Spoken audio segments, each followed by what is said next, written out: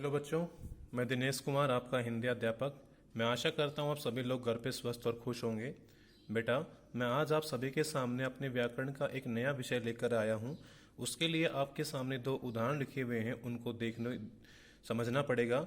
और एक बात और ध्यान रखनी पड़ेगी कि आपको मेरी पेन की निब के साथ चलना पड़ेगा। अगर आप उसके साथ चलेंगे तो ही आपको अच्छे समझ में आएगा। अगर आप अलग से जाएंगे तो आप विषय से भटक सकते हैं।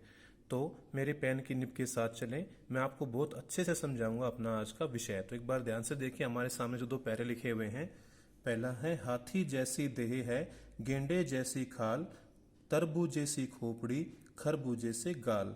इस पैरे को पढ़ करके हमें एक ऐसे व्यक्ति के बारे में पता लग जाए जो काफी भारी भरकम है और थुलथुल शरीर का है, मतलब काफी मोटा है, जिसकी शरीर तो हाथी जैसा है और गेंडे जैसी खाल है, और खोपड़ी जो है वो तरबूजे जैसी है और गाल उसके खरबूजे जैसे हैं।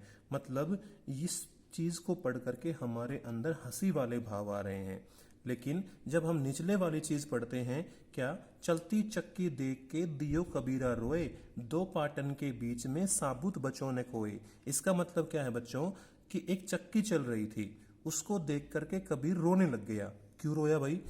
क्योंकि जो दो पार्ट चल रहे थे ना, दो पार्ट क्या होते हैं, चक्की के बीच में दो पार्ट होते हैं, देखा होगा आपने, जिसके बीच में जो अन्न होता है वो पिसता रहता है, उसको पार्ट बोलते हैं, पत्थर के होते हैं ये। तो दो पाटन के बीच में, उन पार्टों के बीच में साबुत बचों ने कोई कोई भी साबुत नहीं बचा, उसने सब अन्न के दानों को पीस दिया, किसी को नहीं छोड़ा। तो मतलब बच्चों आपको पता है कि कबीर कहता तो कुछ और था, उसका अर्थ कुछ और निकलता था। तो कबीर क्या कहना चाह रहे हैं यहाँ पर, वो कहना चाह रहे हैं कि चक्की तो ये संसार है, ठीक है, जिसमें ये चक्की चल रही है, ये संसार चल रहा है। और उसके दो पार्ट किसको बताया, लोगों के बीच आपसी जो सांप्रदायिक भेदभाव होते हैं, जो दो वर्ग होते हैं, वो दो वर्ग किस चीज के, चाहे वो ऊंच नीच के लगा लो, चाहे वो अमीर गरीब के लगा लो, चाहे वो आप किसी भी चीज के लगा लो, चाहे वो धार्मिक भेदभाव लगा लो, जैसे हिंदू और मुसलमान के।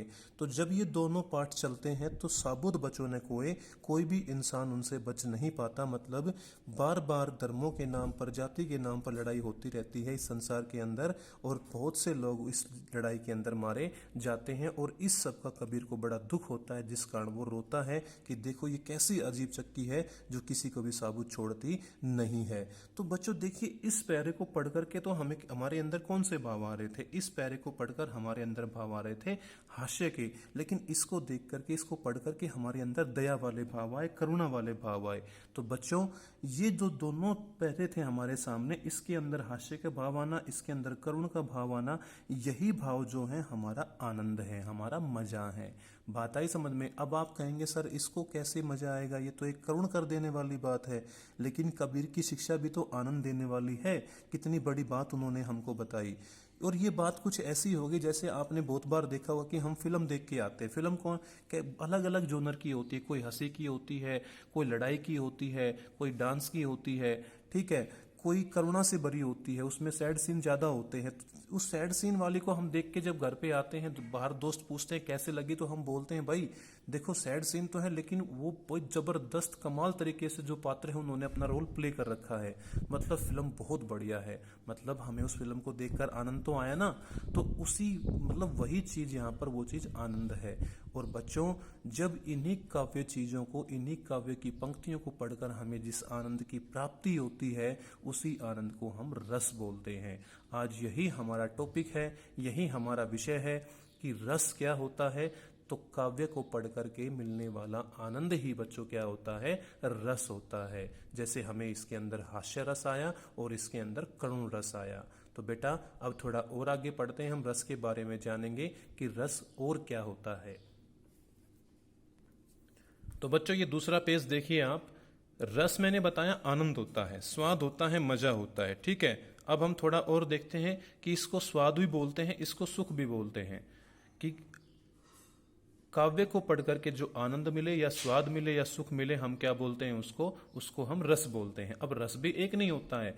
रस कौन कौन से होते हैं? खाद्य रस भी होते हैं, किसी को बातों का रस भी आता है, किसी को चीजों में रस मिलता है, चीज इकट्ठी करने में, विषय बोलते हैं उनको। तो मतलब रस तो ये भी होते हैं। जैसे खाद्य रस कड़वा होता है, मीठा होता है, कसेला होता है, नमकीन होता है। बातों का रस, कई लोग बात करने करने में 5-7 घंटे निकाल देते हैं। विषय रस होता है, कई चीज लोगों को देखिए, चीजें करने, इकट्ठा करने का जबरदस्त सुख होता है, तो ये भी तो अपने आप में एक आनंद है। लेकिन हमारा जो रस है वो ये रस नहीं है, हमारा रस तो काव्य रस है। और काव्य रस क्या होता है? कविता को पढ़ करके मिलने वाला रस। अब कविता को कई लोग काव्य मान लेते हैं, लेकिन काव्य केवल कविता तक ही सीमित नहीं है। तो काव्य के बारे में बता दूं, एक बार नीचे देखिए आप यहाँ पर कि काव्य के अंदर क्या क्या आते हैं। काव्य में गद्य भी आता है हमारा, जो गद्य मतलब कि जो पाठ होते हैं, हमारा पद्य भी आता है। पद्य क्या होता है? हमारी कविताएं जो होती हैं, और हमारे नाटक भी आते हैं। नाटक भी आपने बहुत से देखे और सुने होंगे। तो इन सब चीज़ों को क्या करके, सुनकर, पढ़कर या देखकर हमें जो भी आनंद मिले या स्वाद मिले या सुख आए, उन सब को हम क्या बोलते हैं? उनको हम काव्य रस बोलते हैं। तो हमारा जो आज विषय है वो हमारा विषय है काव्य रस, मतलब न खाद्य रस, न बातों का रस, न हमारा विषय रस। अब रस के बारे में एक दो बातें और बताऊं मैं आपसे कि रस जो होता है काव्यात्मा, मतलब काव्य की आत्मा होता है। एक बात बताइए, अगर किसी कविता को पढ़ करके कोई मजा ही नहीं आए, आनंद ही ना आए, स्वाद ही ना आए, तो उस कविता का क्या फायदा? वो कविता उस मृत शरीर के समान होती है जिसके में कोई आत्मा नहीं होती है। तो बच्चों, रस काव्य के अंदर एक आत्मा काम करता है। अगर रस ही नहीं है तो काव्य का कोई फायदा नहीं है। इसी तरह से रस को क्या बोलते हैं? ब्रह्म आनंद सहोदर बोलते हैं। मतलब वो ब्रह्म के समान हमें क्या करता है? आनंद देता है।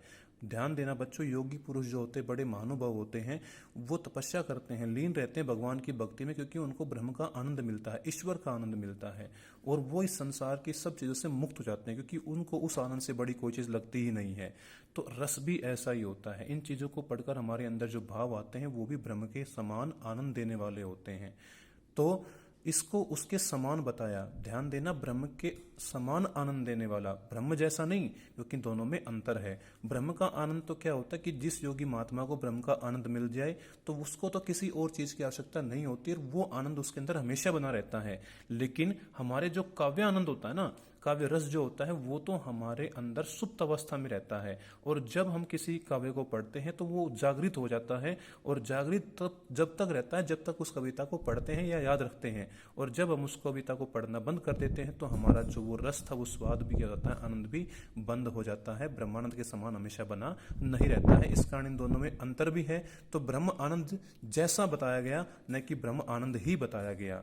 अगली बात, ये लोकोत्तर विषय है, ये हमारे इस संसार का विषय नहीं है। मतलब ये वो चीज है जो दिखाई नहीं देती, जिसको हम छू नहीं सकते। ये इस संसार से हटकर चीज है, ये एक मन का भाव होता है, ये मन की विकृति होती है। तो बच्चों, ये रस के बारे में हमने जाना कि हमारा रस काव्य रस है, हमारा रस काव्य की आत्मा है, हमारा रस ब्रह्म के समान आनंद देने वाला है, और हमारा रस जो है वो इस संसार की चीज नहीं है, वो संसार से हटकर है। अब हम जानेंगे कि हमारे रस की परिभाषाएं कौन कौन सी होती हैं। तो बच्चों, सबसे पहले मैं आपको बता दूं कि रस नामक जो हमारा सिद्धांत था, उसको इस हमारे साहित्य में देने वाले जो महान मुनि थे, उनका नाम था भरत मुनि। मतलब रस की जो जिन्होंने खोज की थी, जिन्होंने बनाए थे, उनका नाम था भरत मुनि जी। तो भरत मुनि ने हमें रस दिया था। तो यही वो आचार्य हैं जिनके कारण हम रसों से जानकारी परिचित हो पाए, उनके बारे में जान पाए। तो इन्होंने क्या कहा? रस को देखिए, इन्होंने कहा विभाव, अनुभाव, व्याभिचारी, संयोग, आदर, निष्पत्ति। मतलब विभाव को, अनुभाव को, व्याभिचारी का संयोग जब होता है, तो देखिए बेटा, इसने यहाँ पर भी बिल्कुल साफ साफ समझाया है। मैंने अलग अलग रंग से अंडरलाइन किए कि ये अलग अलग चीजें हैं। विभाव, अनुभाव, व्याभिचारी, और इन सब का जब संयोग होता है तो रस की निष्पत्ति होती है, तब रस पैदा होता है। अब ये चीजें क्या होती हैं, ये मैं आगे आने वाले भागों में आपसे बहुत अच्छे से बताऊंगा, तब उसको समझेंगे हम। आगे पढ़ते हैं हम। रस मुनि के बाद जो सबसे महान आचार्य हुए रस के, वो थे विश्वनाथ। उन्होंने क्या किया, बताया रस के बारे में कि रस क्या होता है। रसात्मकम वाक्यम काव्यम, कि जो रस से युक्त वाक्य होता है उसको हम काव्य बोलते हैं। मतलब ये वही बात होगी जो मैंने बताया था आपसे कि रस क्या है, काव्य की आत्मा है।